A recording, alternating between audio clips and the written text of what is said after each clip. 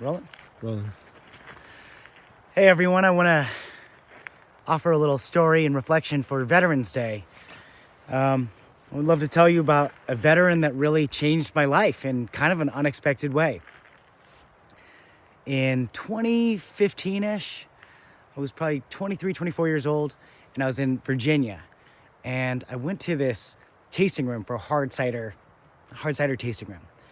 And in the tasting room, I ended up in this interaction with an older guy. It was just the two of us. He was sitting at this table and he had been staring at me, just burning holes into me.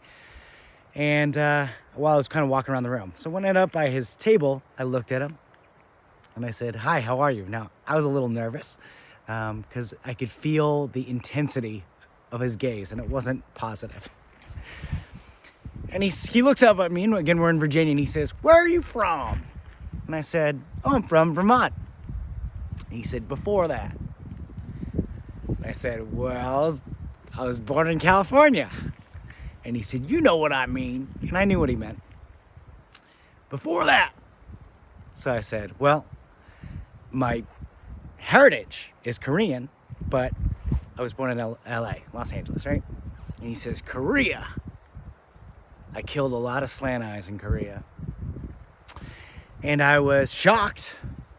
And my first thought was, you know that the phrase or someone to punch a racist? I thought, maybe this is my moment. Maybe I'll be justified in socking this guy, this old frail man sitting at the table. But I knew where that went, and I just stood there looking at him. And I knew that route to confrontation or to violence was just escalatory, and I kind of knew where that went. And curiosity overtook me, and I noticed on his hat he had something about the Marine Corps.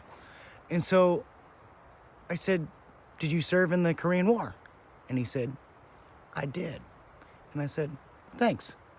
Thank you for your service." My grandpa also served on the South Korean side. Now, something you may not know about the Korean War was that it was a very bloody war. Over 30,000 American soldiers died in defense of South Korea. And so the only way that most South Koreans are able to have made it to America at all was because the Americans helped win that war and push the communists and the North Koreans back. So I personally owe a great indebtedness to Korean War veterans. He looked up at me and he said, after I said, "Thank you for your service," he said, "You're welcome." And I said, "Where are you?" He's like so cold. I said, where are you from?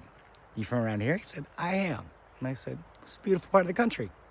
And we proceeded to have this really beautiful 10, 15-minute chat. At the end of which, when I said, "Well, I got to get going," you would have thought, if you had just walked in on the conversation, you would have thought we'd have been old friends. He said, "You're such a good guy. It was nice chatting with you. You're going to have a good life." And he had all these positive, wonderful things to say to me, which was completely different than obviously our initial interaction. And what that taught me, well, the way that changed me is that it made me realize how much people just want to feel heard and acknowledged. And also that people who present themselves antagonistically or even with a perspective that might be completely at odds with my own existence, there might be something deeper and fundamental of just wanting to feel heard.